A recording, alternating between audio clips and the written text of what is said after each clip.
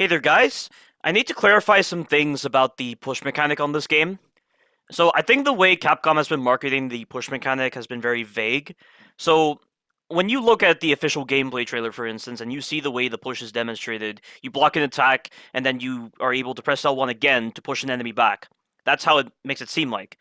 Well, it turns out there are some hidden designs put in place that are very tedious, and they actually affect the way the push mechanic works. And I'm going to demonstrate it in a moment. So, the first thing you need to note about the push mechanic is that you can only do the push when you have a firearm equipped. You cannot do the push when you have your knife out. Let me demonstrate it in a moment. See right here? I'm mashing L1, nothing's happening.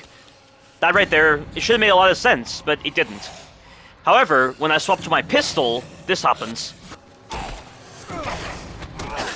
See? I can push the enemy away now. It also works with the shotgun. Now, the main reason why I think this is the case is to justify the whole animation where Ethan's actually punching the enemy before he actually decides to kick them away. I mean, I don't think it's a very good justification at all because he should still be able to punch an enemy and use his knife at the same time.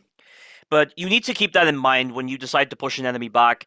And that right there is a big problem because if you have your knife out, for instance, and you're trying to see an enemy attack and they attack and then you try to push them away and you have your knife out, it's not going to work. Like I just think it's a very tedious process. It makes the gameplay feel awkward. It's going to involve a lot of weapon swapping in order to ensure that the push actually works. But it's important that I brought this to your attention, so hopefully you recognize this when you decide to utilize the push mechanic on this game.